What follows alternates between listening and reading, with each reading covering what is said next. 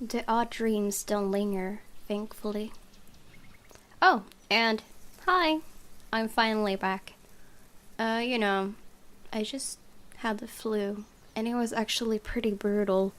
So I'm sorry it took such a long time. I really didn't think that I was going to be sick for such a long time, but yeah. When I was pretty much, healthy again, I just started coughing a lot, so I was coughing constantly, so I couldn't really record a video. Couldn't just be coughing and not being able to, read or talk properly because my voice was so strained, so. But I'm finally back, and unfortunately I have no idea about how active I will be able to be because I'm going to be working quite a lot this summer, but I'm going to try to make as many videos as possible, so we'll just have to see what happens. Hopefully I will. So yeah, just so you guys know. But with the morning comes another disturbance, both too loud and too sharp for my tastes. And I have very fine tastes. When the piercing rings of a doorbell reaches even the bedroom, I'm very much inclined to think the person who built this place lacks any sense of it. Perhaps the only thing good in this is that the ruckus has chased away the needling guilt from last night's commotion, if only temporarily. Still, it's a bloody annoying distraction. I can tell already that this is going to be a long day. It hasn't even started. Before the racket even lasts another minute, I'm peeling myself off of the bed and heading straight for the main door. There will be a murder today if this doesn't let up. Wait, what happened yesterday? So it was quite a while ago since I recorded, so I just gotta...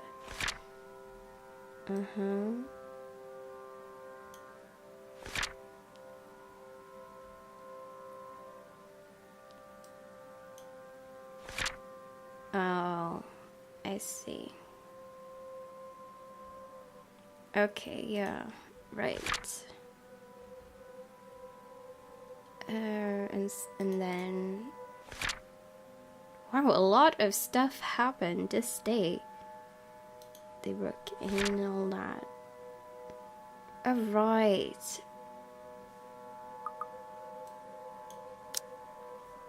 There will be murder today if this doesn't let up. How quaint. It seems everything in this blasted universe is intent on getting in my nerves as of late. Gordon Bennett! Only a Nancy would knock at such an ungodly hour! In the first place, I shouldn't be the one doing this. This is why I hired a valet. For fuck's sake. Where's that damn butler when I need him? I'll be honest, if only for today. With the mansion this quiet at this hour of the morning, it's easy to believe those little ghost stories might be real. But the only horror here is how long Hannah's patience with me will last after the incident at the party. Neither the deafening silence nor the biting chills spreading across every room in the place. There's no place for fear when another set of problems already burns that fuel. So, I wait for another second. When no butler still answers my call, I simply yank the doors open myself, perhaps with more force than needed. Maybe it should be appropriately there, considering the person on the other side and the hour he dared appear on my doorstep. Even someone with half a brain knows not to disturb anyone this early. Dude, I'm so sorry. This is all my fault because I made that decision. A brief confusion quickly gives way to anger, and before the bloody photographer can even get a word in, I'm hurling venom at him. It's less than he deserves, really. Hana will disapprove, scold me for treating the man with such disrespect if she hears me right now. She seems fond of him after all, treats him like a friend she's known for years. But she's not here, isn't she? She's not here, is she? What she doesn't know... You! Again! It's bloody 6 in the morning! What the hell is it now? Listen, sir, I know this is not a good time. Oh, it's not a good time! Did you even check the clock before coming here? I bet you didn't! This is still my home. My rules also apply to this place as much as Hannah's does. As simple as that. Unlike you, the ones living in this house need to sleep. It just so happens it's also a person I will never take a liking to. No need for remorse. Come back when people are actually awake, or I'll call security on you. He continues shouting even as I slam the door in his face. Some nonsense about the news lately, though I don't understand most of it. However, with the closed doors muffling the better part of it and with no ears to listen, his tirade doesn't last too long. Eventually, he leaves and silence once again fills the room, as it should. In hindsight, maybe I should also call for psychiatric services. He certainly sounds mental, just screaming like that. A suspicious man like him left roaming the immediate grounds. Nothing good can come of it. But if his presence will indeed bring a problem, a sign of bad things to come, I'll probably know soon enough. Worst come to worst, Shuriken will take care of it if need be. It's what I'm paying him for, after all. In the meantime, the bigger problem at hand. A hangover. Maybe I'll have some absinthe to temper it. Dog hairs. Or some wine to help get me back to sleep. It's still early. One glass won't hurt. Or 2. Whatever the case, I need to think. Wherever that will lead me to. It's nothing. Everything leads to nothing. Except for this pounding headache, as if my mind will burst at any time and leak out of my ears. My vision swims in and out of view. My stomach threatens rebellion with plans of making me throw up what little food I've taken in with how my mouth feels. Like it's filled with cotton. One would think that the fact that I'm hungover would make me the grumpiest person in the room. But as it is, my eyes move over to Hana, who is stirring sugar into her tea and scowling down at it, all the while as if it has just murdered a baby in front of me. I have half the mind to bemoan my current state and make a fool of myself just to make her smile. And I'm rather good at bemoaning.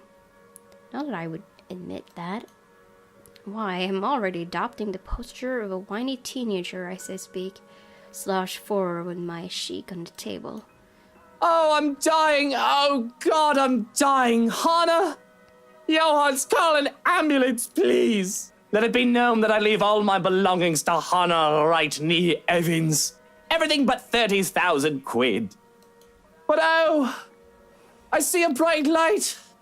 I see a farm. Dude, you gotta get yourself together. Mother dearest, is that you? Little Lucille is on his way home. I'm so sorry, but I must leave you, Hana. Cover my face. Your eyes dazzle. I die young. That much I can manage through the hangover. A thing entirely of my fault, considering I am twice drunk the night before. Another thing I will never admit. Really, it's a miracle I haven't cured alcohol poisoning yet. Oh, stop being so melodramatic, Luke. Besides, you never lived in a farm. You hate farms. We are not bringing you to the hospital for a hangover. Really. One would think you'd be used to it by now with how stubborn you are about your drinks. Dare I ask what the 30,000 quid is for, though? It pulls a small smile from her for a moment, but the pinched look on her face returns quickly enough. He lost a bet with Robert and Elise after a night of drinking at the Crawl. 10,000 each, and another 10 to me. The sneer that makes its way on my face doesn't hold as much heat as it usually does. It's just a bit of friendly ribbing. Though I still wish he wouldn't tattle. Of course, it was my fault for mentioning the money. It wasn't like anyone will notice 30 grand missing from millions, though. That's how much I spent on a normal weekend. Oh, must you be such a teacher's pet? I told you not to talk about it. I'm having second thoughts about moving to the penthouse. If this is what you do when I'm not looking. I've almost forgotten about the little arrangement, too. Shame. Hopefully, that's the reason why she's so intent on glaring at the table until its varnish peels off. The alternative would be sobering. It was that one time. I'm not a child in need of minding or mother hens. As much as I'd love for you to stay, you said you need some time to yourself. Don't let the fact that I lost a bet once make you think I have to be supervised. It wasn't. I'm just worried about you, Luke. I'd be less so if you actually sat up. Why are you worried about me? I'm more concerned about what your doctor told you. How did the house call go? I didn't want to intrude on her privacy when the doctor arrived. A ridiculous sentiment considering I am still her husband. But it wasn't like I could have done any good being there, what with nursing a hangover and all. However, part of me feared what would be said. Not to mention, I trust that Hana would tell me if it is something serious. Of course, it probably isn't something bad, and I would be a fool to hope otherwise. I found her having a seizure, for goodness sake. I should have rushed her to the hospital as soon as she woke, but it was her insistence that kept me at bay. A cup of tea finds itself in my hands, an attempt to appease me, no doubt. But I don't bother to drink, let alone look up. If anything, I just press my forehead on the table to hide the childish pout on my lips. Not that this is any better. It was fine. The physician took some of my blood, and he scheduled me for a few lab tests tomorrow morning. I've already called for a driver and attendant to accompany me, so there's no need for you to worry. And what? You'll just be leaving me behind then? And I don't think you should be going anywhere alone. You hate hospitals even more than you hate farms, Luke. And Kylie's coming for your play date tomorrow, remember? Relax. I'm taking Johans with me if it makes you feel better. Herr Dr. Hobbs asked that I keep her under observation for the time being. Naturally, I'll be reporting my findings at the hospital. Sitting up, I ran a finger over the rim of my teacup and mull it over. I do hate the bloody taste. I thought hiring Shrekken would have been enough for me to avoid the place. Apparently not. Bloody doctors and bloody sick people, I don't want to catch anything contagious. I can't even tell crying people to shut up if they get too annoying. Respecting their grief, my arse. Save for a life and death situation, I'd rather avoid the mass graveyard that hid beneath the sterile air and white tiles. I guess you two can go without me. But I can't believe how naturally you two conspire behind my back. Don't expect my help if those bloody doctors bleed you too dry. Vampires, every single one of them. Not as bad as lawyers and politicians, but close enough. You do know Carly will be upset when she finds out you're not here tomorrow. Again. She'll be happy enough to spend time with her fairy godfather, I'm sure. You're a good role model for her, despite your whining. No matter how many times Hana claims that whining is unbecoming of me, I never listen. It's not like anyone that matters is here to judge. Well, it's not like anyone else actually matters. I'll whine if I bloody well want to, and I will be no lesser because of it. Of course, I will not tolerate another person's whining. Except perhaps for Hana, but she hardly ever does that. Even right now, I can see as a look of pain passes on her face and her hand goes to her stomach. yet she keeps quiet, not bringing it up or complaining. What should I do? I mean, we're not gonna call for an ambulance, right? Because she's just pregnant, so... you know? That's what I'm thinking. I mean, I should just ask her, right? I think so. Yeah. Are you all right? Should we be concerned? Maybe we should bring you to the hospital now. Yay. I just feel a little queasy, that's all. A bit more tea in me, maybe some more sleep, and I'll be right as rain. I spend a lot of time around people who lie for a living, and I can't help but feel that there's more to it than just that. Maybe it is just as she says, and I'm overthinking it. But I trust Hana will fess up before things can get any worse. She's never really lied to me before. Nothing big, at least. If you're sure, I'm just worried. You'll tell me if anything is wrong, right? You do know you can still trust me. That I do still care about you. I know that. I'm just going to be moving out soon. Even if it is for a short while, you won't always be there for me. Did you finish packing before you... I understand if you haven't. And I won't blame you if you've changed your mind after what happened. You can stay until you feel better. I'm still moving. It isn't like you can't visit to check up on me. Although that does somewhat defeat the point. Luke, I'm a big girl. I'm going to get a checkup tomorrow, take whatever pills they tell me to get, and get over it. You really don't need to worry. I'm fine. Oh, I do so hate those words. I hide my scowl by taking a sip of the tea, fighting off the urge to hurl the cup at the wall. I'm fine, she says. A lie. Apparently, the sour disposition I have, while not entirely born from my hangover, is still obvious. Without saying a word, Hana puts her hand on mine and squeezes it tight. Her hands are cold and clammy, her grip is weak. I can see the small tremors that turn along her shoulders and the paleness of her cheeks. She has yet to recover from what happened to her. She's not fine, and I'm not either. Fine. I don't need to like it, but fine. I don't think either of us really like it. But I do think it is for the best. Perhaps we should bring you back to bed. The sooner you are off your feet, the better. Is that some sort of roundabout way of saying that you want to sweep me off my feet and take me to bed? This isn't our honeymoon. I need rest, mister. I'm aware that this is the farthest thing from our honeymoon. This isn't how things are supposed to be. Hana isn't supposed to leave. I'm not supposed to let her. And if she ever did leave, it's supposed to be on my terms.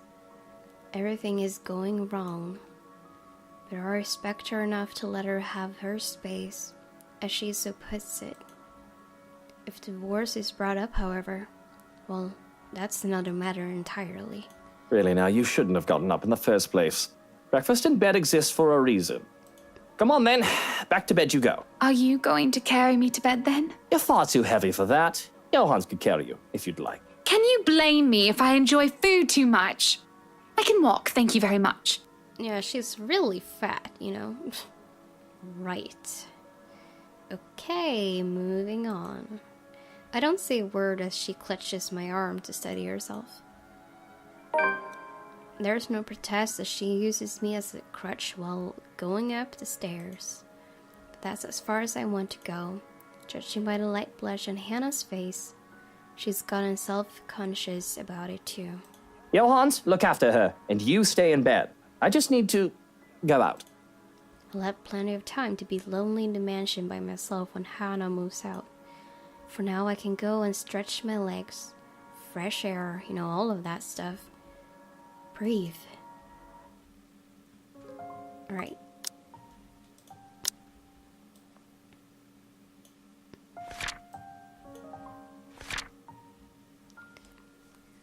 Come Sunday morning, Luke woke up with a huge hangover, to Hannah's utter displeasure. Regardless, she informed him of her plans to see a doctor back at the city, something her husband immediately worried about, which she allayed with gentle reassurances. Yeah, there's lots of stuff going on today. Gray skies loom over the horizon, though the sun fights for every precious minute it gets to stay. It'll rain again soon, with the wind bringing along the gloomy clouds normal to Luxborn. Until then, it doesn't hurt to be out here for fresh air and sunshine. I walk to the gardens, what little of it there is at the moment anyway, and kneel by the daffodils.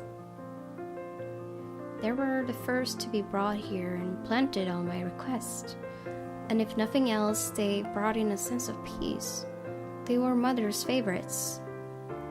Closing my eyes, I lift my chin up to welcome the light that shines upon me. And for a minute, I can imagine myself as one of the flowers, peaceful, blooming, and all too happy to stand in its warmth. Life would be much easier if we were all like flowers, wouldn't it? But I didn't step out here to get all philosophical. I have problems much more practical than figuring out the meaning of life, after all. Too many things have gone on these past few days, and I want to forget about them, even for just a moment. It's almost All Saints, isn't it? To think I've almost forgotten. I speak the words absent-mindedly. The date means nothing to me, as I neither worship the religion nor have any graves to visit. After all, Mother was never given a proper burial. But it's a date, as good as any, for me to grieve. Otherwise, I would have done so every single day, crippling myself and shutting everyone else out. I can remember how the flames licked at her flesh and how it consumed her body, until there was nothing left but ash. I stood there watching with the operator and social service worker. Though I could have been alone for all I cared, I felt alone. It was the most that could be done. No one would attend the funeral of a dead prostitute, let alone pay for it. All that is left of her, proof that she had lived, is her name written in the ledger of Luxborn Cemetery, a lighter, and me. Pulling out the lighter from my jacket, I can't stop myself from flicking it open to stare at the flame and to run my thumb over her name. Eleanor. All in all, it isn't much, but it's something. And it'll be wrong of me not to make something of myself when she would have given everything to make sure I can become anything I want to be. Feels like I'm stuck in a nightmare right now. What I would give to have you here by my side, Mother dear.